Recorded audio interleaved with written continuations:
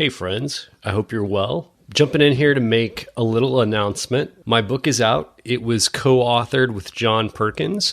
Many of you probably know who he is, a pastor, civil rights leader. He has an amazing story. If you haven't, go out and grab his books. I had the supreme honor of co-writing this book with him. It's called Go and Do, and you can check it out now.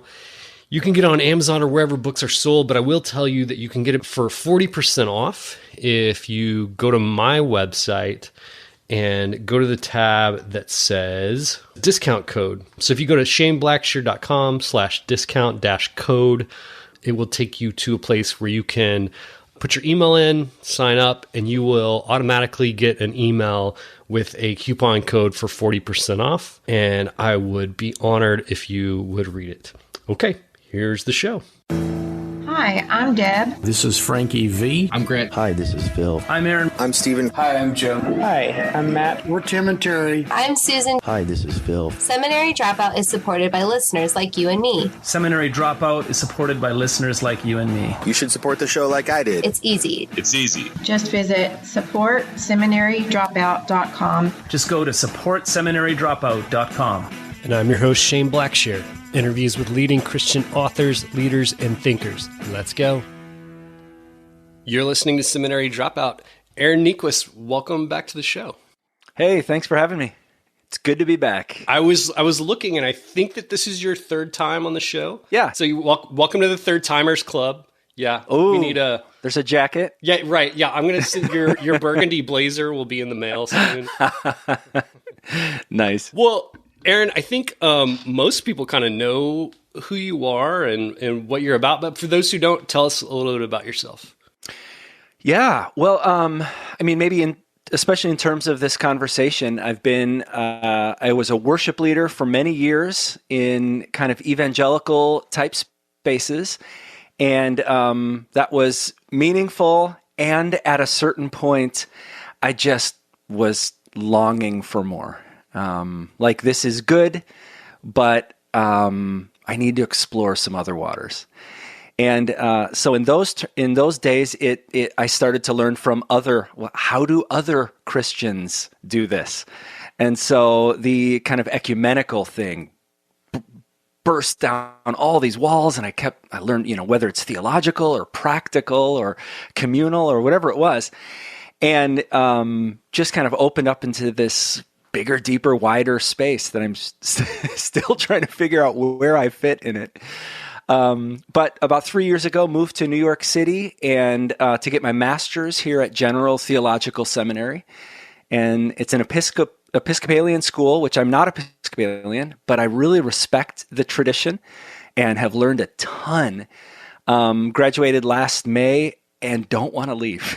So we've joked that they're going to have to drag us kicking and screaming from this campus and this neighborhood and this city. So, yeah. That's so cool. And a couple of years ago, you published a book kind of detailing your journey. Yeah, it's called The Eternal Current: How a Practice-Based Faith Can Save Us from Drowning. And I mean, in 30 seconds, it began with my complete implosion of faith right when I started in ministry. So I, grew up Christian family, went to Christian college, got a job at a Christian church, and lost my faith almost immediately. And so that's like the first chapter. And then it just talks about how so much of the faith that I had lost was that beliefs-based. As long as I agree with these 3 theological points, then I'm good. And that just stopped working. That's not, first, I don't think that was the invitation of Jesus. And second, it doesn't actually work in a complicated world. And so, and then, bumped into Dallas Willard's teachings on the kingdom. And then that's when I connected with Rob Bell before going to Grand Rapids to partner with him in that. And this whole new way opened up. And it was centered around not just believing things correctly, but learning how to put those things into practice. Yeah, I think the Eternal Current was so helpful for me because I think, and people like me, because I think it gave us a way forward and it gave us language to articulate that I think we've missed something. I think that this isn't doing it for me anymore. Yeah, right. But I don't think that throwing it all away is the answer either. I'm not done with Jesus. Right. Like, Yeah. the way of Christ, I mean, I still believe is the hope of the world. I mean, Yeah. blessed are the poor in spirit. Blessed are the peacemakers. Blessed are the meek. That's the path. So now the fact that our church structures aren't always organized around that, and occasionally are organized in direct opposition to that way of Christ, that's the really important rubber meets the road question. But man, the way, I've not given up on the way. I mean, I feel like if I had to like give a summation of my spiritual formation and kind of the things that I've been awakened to in the last, I don't know, 3 to 5 years. If I had to put that in a word, I think I would put that in the word embodiment. And I feel like that's kind of what you're speaking to. Yeah, say more. So we come from, a lot of us, especially if we grew up in evangelical spaces, where there was such an emphasis on the right belief. Yeah, that's right. And I don't put the right belief down. Like, I think that's really important. But it only got me so far. And it ultimately, it wasn't enough to sustain me. Yeah. And I also think that even the way that we think about right beliefs is a very Western Enlightenment type of way to think about it. Yep. Like the cliche, like I'm going to screw it up now, but like we don't, we like behave into the right ways of believing instead of the opposite. Like there's this, because we're embodied beings, like God made us. That's exactly right. God made us in this way that this mind-body connection is really important, you know? Absolutely. Can I share a kind of silly example that I shared in the book, but I think Oh, please. Yeah. captures it. I started one of the chapters by just saying, all right, imagine that a person is out of shape and they want to get in shape to run a marathon. And so they go to the local fitness center and say, hey, I have 6 months. Would you help me prepare for this marathon? And they say, wonderful. Come back. We have this auditorium room and there's going to be like a U2 cover band, play some songs. And then there's going to be a marathon expert that gives a 45-minute lecture about running marathons. And so probably the first time you'd be like, hey, this was great. It got me all fired up. It taught me a couple good things that I really should know about marathons, until they say, all right, come back in 1 week. We'll do it again. Come back. And suddenly you realize I'm getting no closer to running a marathon. And I mean, the obvious parallel with our churches, I mean, there's so much good information. And like you said earlier, beliefs actually do matter. What we believe is not nothing, but it's really different than actually embodying and walking that path. So yeah, I've stolen that example, that metaphor, more than once at my church. Oh yeah. Right. So thanks for that. What's wild is when I share that with people, especially people who are actively in church work, like making some of those decisions, no one disagrees. No one even gets mad. Like, how dare you? They say, I know. Yeah. But what's the other way? That's right. We kind of intuitively know something's missing, but we're not really sure what to do about it. That's right. And so what we get into this kind of false dualism of either we keep doing it like we've always done it, or we jump ship from the whole thing. And that's what you mentioned right at the beginning. Like, this path doesn't work, but I can't give it all up. And so we feel like with only those two choices, well, which of the bad choices am I going to choose? And I reject the whole invitation to only those two ways. There has got to be a third way, probably a dozen third ways. And we have to find it together. the talk about deconstruction is like at a fever pitch right now. Yeah, right. And I kind of sense that usually the ways we talk about deconstruction is often way too simplistic. You know, if you ask the conservatives, it's, oh, well, these, selfish kids are just, they don't want to submit to Jesus. And if you ask the progressives, it's like, no, just evangelicalism is so much of a dumpster fire that they're giving it up to find the real Jesus. And I think we can find people for which both of those things are true. Of course. But I think that I feel like all of us, if we're being honest, have struggled with doubt in some way. And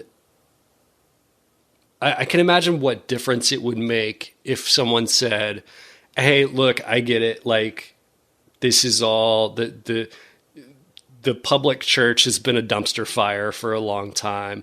But all I know is that, like, I've experienced the risen Christ for myself. All I know is, man, I went to church one time and I saw somebody get healed, Yeah. Yep.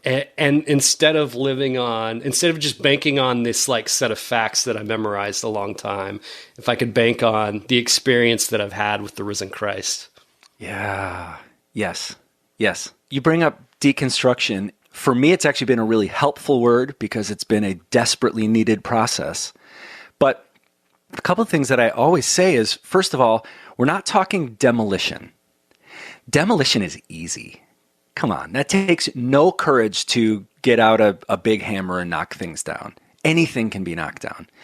And so demolition, that's what happens on Twitter.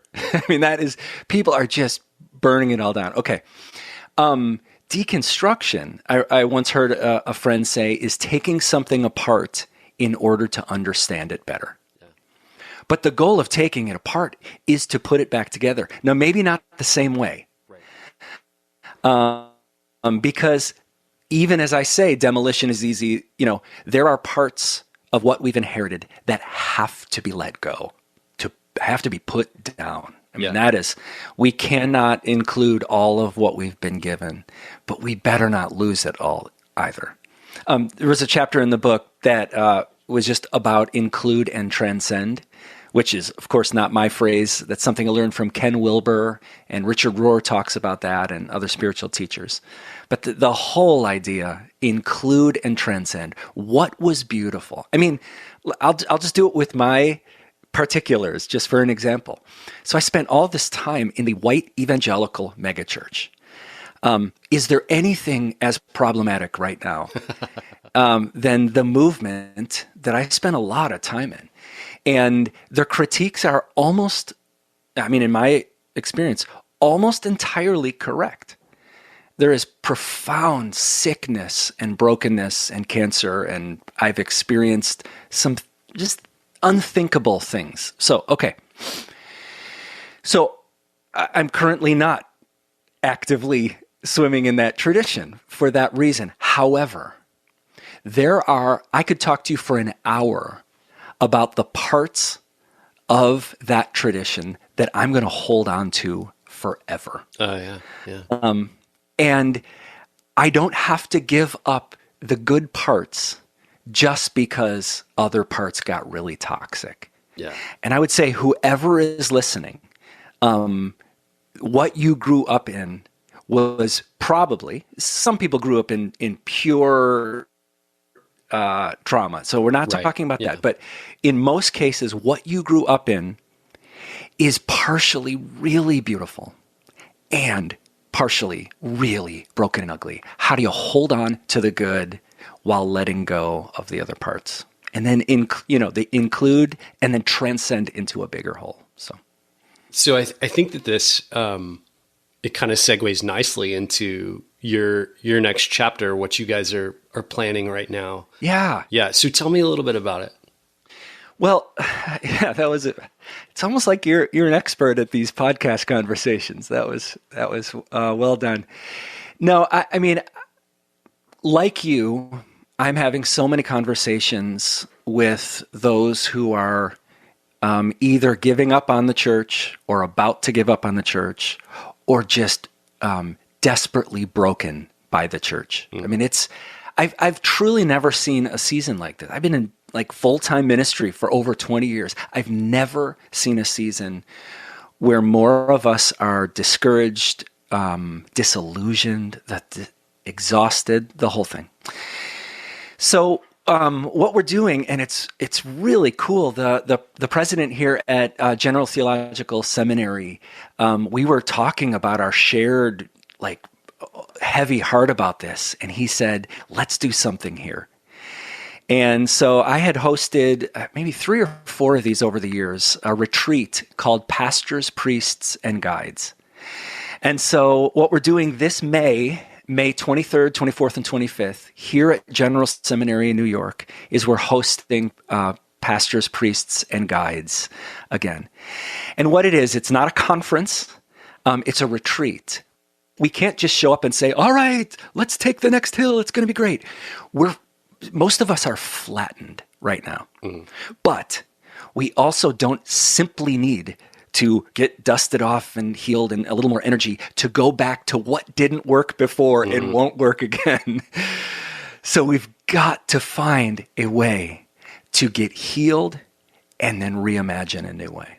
I mean, I think that the pandemic has been rough on all of us. Like, oh yeah, like all of us, you know? Oh yeah, everyone, of course. But I think, man, looking around, the pastors, the ministers, the helpers are not okay. Not okay. Not okay. It has taken a toll. And yes. I am, my role at my church is not that heavy. Okay. But April, who I'm on the pastoral team with, her role is a lot more heavy. And the other pastors for whom that is their full-time gig, it is very heavy. And yeah, figuring out, I mean, there's so many moving pieces here, right? But like, you're thinking, 2020, especially for churches like mine who weren't that large and didn't, our online presence wasn't that big. And suddenly, like, we had to make these massive pivots in very short periods of time. And so a lot of us did that. And then we thought things were going to go back to normal, and they kind of did for a minute. And we're trying to figure out how to keep people safe. Yeah. And we're also trying to speak truth, but also be peacemakers amongst congregations who might be very split on this stuff. And there's just a million different interests going on. And our churches have shrunk. Some people have not come back, and we don't know what to do about that. And it's a lot. It is a lot for our leaders. I feel that too. And it you name both of the dynamics. There's probably 100. Yeah. But the two that I hear the most is the having to pivot into the utter unknown almost overnight because of COVID has been one just exhausting, confusing thing. But to overlay that with the bitterest of divisions about things that shouldn't be divisive, it feels like those two things together are just, it's just too much. It's too much. And so we are pulling together some leaders for this retreat that are, I feel like it's like a dream team, and I'm so grateful. The central one is Reverend Canon, Dr., she's got all these names, but Stephanie Spellers. And Stephanie works for the National Episcopal Church. She works for Bishop Curry, and she's in charge of, she's a canon theologian and responsible for evangelism, justice, and creation care. Wow. Which is just so, and she is one of the most dynamic, ballsy, human beings with this contagious laugh. She's just a force of nature. So she was the first person I asked, and thankfully she said yes. And then Drew Jackson is a poet and a pastor on the Lower East Side. that he's been involved in the work of justice and kind of the prophetic voice. And he's a gentle soul. I mean, he's a poet. And so he's a part of this. My priest, Reverend Christine Lee, she's been, I serve at her parish here in Chelsea about every other Sunday. And she is just absolutely wonderful. And then my wife, who I'm slightly biased to say that she's one of the most amazing people. She's coming, and she's going to bring the force of hospitality. And what I don't mean is she's going to set out the coffee. She might. We all are going to do that. But she's going to bring the theological and just how would I say it? She's going to preach why hospitality matters on planet Earth, especially right now. And so one of the coolest things about the retreat is the second night we left open. The day ends about 4 p.m. and we're saying, you're in Manhattan. Go find some beauty. I mean, the amount of restaurants within walking distance, or go to a Broadway show, or go to Central Park as the sun's going down and wander, or find goodness and beauty. And so anyways, so now I'm just rambling about the beauty of it. But as you can tell, I'm slightly excited about this gathering. There are so few spaces specifically for pastors to just be. Yeah. You know? Yeah. That's exactly right. You come, you don't have to be responsible for anything. You don't have to represent anything. You don't have to field someone's anger about something and then field someone else's anger about the exact opposite thing. Yeah, right. We want to be for you what you're always for us. And so I hope there's going to be some killer content. Stephanie Spellers wrote a book called The Church Cracked Open, and she's going to share some from that. So I don't think this is certainly not a content-free zone, but it is, like I said, it's not a conference where we're going to fill your brain with a bunch of ideas. It's going to be full of practices, of quiet, of beauty, of worship together at the intersections. I mean, we're at an Episcopalian seminary, but I'm going to bring some very non-Episcopalian things to our worship. And then we're also going to bring in some streams that Ignatian spirituality. The Jesuits, for me, are one of the most compelling pathways to walking the way of Jesus. So we're going to mush it all up together, and we're going to see what the Spirit does with all this holy space. I mean, I've seen the space from following you on social media, and that's a space I want to be in for that sort of thing. Absolutely. I will go down on the regular. I live on campus, so I have about a 24-second walk. And a lot of times the chapel is empty and open. And there's a little piano in the corner. And I mean, there is something that happens in those holy spaces that, of course, God is everywhere. God isn't hiding in that chapel. But there's something that it does to us that helps us open up to the God who's everywhere. I mean, look, like I get like the economics often dictate like what our worship spaces look like. Yeah. So a lot of us are coming from like, thrown up metal buildings or whatever under fluorescent lights. Right. And I yearn for spaces that are, in American terms, ancient, you know? Yeah, that's right. Well, I mean, what's funny is these spaces really matter. And one of the most profound seasons of a worshiping community I've ever been a part of was my years with Rob at Mars Hill. And that was, I mean, I don't know if you've ever been there, but imagine a JCPenney's that you have taken everything out of, set up chairs in the round, and it's only like parking lot lights. Like when we'd turn on the lights in we called it the shed, it was just like chung chung. And yet it was one of the most transformative seasons with a worship community I've ever had. So while the space matters, thank God it's not the only thing that matters. Yeah. My church met in a elementary school gym for a while. Yeah. So we've had those transcendent experiences underneath a basketball goal before. That's right. Hey, you should come. Man, We've been talking about this I would love beforehand. that. So get into the Yeah. details. Tell me about like when and all the stuff that we might need to know. Well, the website is pastorspriestsandguides.com. Pastorspriestsandguides.com. So all the details are there. But it's May 23rd, 24th, 25th. It's a Monday, Tuesday, Wednesday, lunch on Monday to lunch on Wednesday.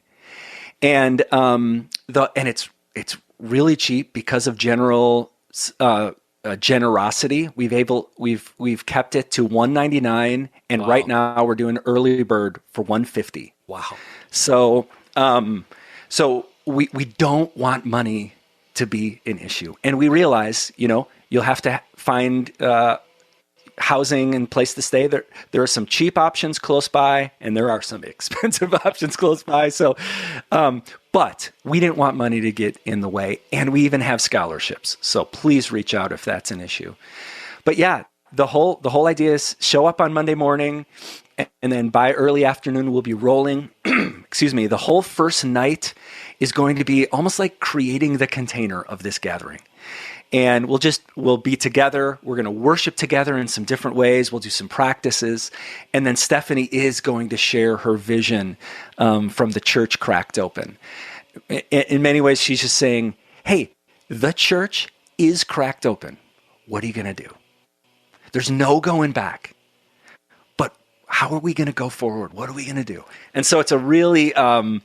I'm super fired up. I think by the time that first night finishes, we're going to be really cooking. And then Tuesday morning from 9 to noon, it's probably the part I'm looking most forward to, is a guided spiritual retreat.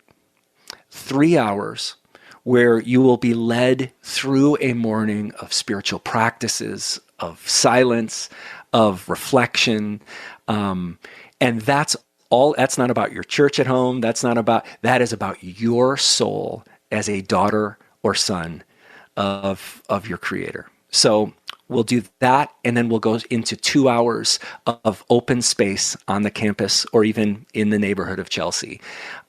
Space to journal, space to reflect, space to just breathe and exhale. From the space, we'll come back, and then we'll have, for that day, a final Eucharist service in the chapel. And again, it'll be ecumenical, so probably experimental in a way we've never done and probably wouldn't be allowed to in that chapel had it not been this event. But we'll come back, we'll gather around the table, we'll have that experience. And then, like I said, like by 4:30, you are free in Manhattan. So I'm hoping people, schedule, book tables at amazing restaurants and go to a Broadway show and just enjoy the beauty of the city. And then the last morning, 9 to noon, 9 to 1, will be all rolling up our sleeves practical. How do we actually do this? Not just for ourselves, yes, for ourselves, but how do we bring these rhythms back to our community? How do we reimagine what a Sunday can be and should be, and how do we have the tools to do that? So, well, I would love to come to that. I'll have to talk to Kate about our logistics there, but of course, that would be awesome. Yeah, I was thinking I've been to New York City a handful of times, but basically always in the winter. So yes, late May would be just, excellent. You don't want to come in February. No. You probably don't want to come in August. It gets pretty swampy. Although I'm speaking to a Texan, so you're like, that's child's play. But I'm telling you, spring in Manhattan it's pretty magical. So now I'm just trying to get you to come. But It's true. Spring in Manhattan is something special. Wow. Well, man, that's so cool. $199 for a retreat, like that is just like unheard of. That's bare bones. So that's so super cool. And again, it's because this is something that General is hosting, and throwing the doors open. And so they've made this possible. Oh, this would easily be 400, 500, 600, if we had to pay for all those costs. So really grateful for their generosity. That's awesome. I think last time I was in NYC, we stayed in the YMCA in Brooklyn. So like they're cheap places, wow. Yep, there are places. Yep. There's the full range of prices, and you usually get what you pay for. Yeah. But you're in Manhattan. Listen, we live in an 825 square foot apartment. My family of 4. Yeah. I mean, there's I can't believe it, and we love it because we're in the city.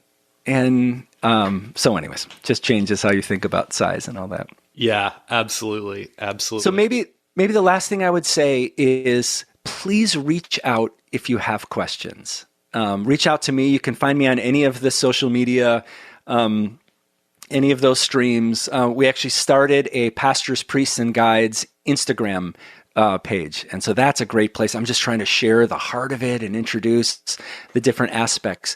But I just had someone reach out and say, hey, I want to come, but I'm worried it's not for me. Who's this for? And so we just had this wonderful conversation about, is it for kind of former evangelicals looking for liturgy? Or is it about more mainline traditional churches looking to breathe new life? And I was just like, yes. Yeah. Yes. And more. And so, but my point is, please reach out if you have questions, if you're looking for a scholarship, if we can help in any way. We're just trying to make a safe place to take care of the people who are always taking care of all the rest of us. So I appreciate that, because I think that some, especially those who, if you're a pastor and you're like, your life is in the denominational world, and it's out of your comfort zone to go to this an Episcopal seminary or whatever. Yeah, that's right. That's right. But I know, Aaron, that you have a real sensitivity to that, and that I feel like we at least should be on the same page as far as our spiritual development goes as Christians. You know what I mean? Absolutely. Yes, I was doing. Do you know Ronald Rolheiser? Yeah, I know of him. Yeah. Yeah, he's a Catholic priest, president of a seminary, just brilliant. And we were having a conversation about something that he had written. And at the end, he said, listen, we do things really differently. We're all on the same team. Come on. And I was like, yeah. Well, if we were in the same room, I would have hugged him. He probably would have hated that. But we're part of the same movement. The movement of Jesus for the sake of the world. And so we don't have to pretend we're all the same. I mean, there's going to be a lot of differences, and that's beautiful. But we're on the same team. And so part of what I hear you saying is even you may not be on a church staff, but this might still be for you. Yes. I think we're not carding people as they come in, but it's particularly for people who are serving a community. Yeah. So, the focus will be pastors, priests, worship leaders, spiritual directors, but there's going to be a lot of different people who are actively trying to pour themselves out for their community that need some space to be poured back into. I just feel like there are probably people who are listening who, for them, it would be a great act of love to go to their pastor and say, hey, I think you should consider this. Yes. A great act of care and a great act of love toward the people who are shepherding them. Because I guarantee they would love to do something like this, but feel like, man, my church would. Yeah. They'd say, why are you leaving us? What, and to have someone in the community say, hey, we love you enough for you to be gone those 3 days. Yeah. I mean that. Oh man. I love that. And maybe even going to the person or the team that's in charge of the budget at your church and saying, I think we should send better. I think we should send our pastors. That's here. right. That's right. Yeah. Yep. That's an act of love. Aaron, thank you so much, man. I've just learned so much through you and from you, and I'm excited to see what comes of this gathering. Yeah, me too. Obviously, we'd love for you to join us. But if not, please pray for us. Yeah. Please pray for these priests and worship leaders and pastors, and not just at the retreat, but also at the retreat. Yeah. That God would do what only God can do. Yeah. Well, thanks for being on the show. Yeah, absolutely.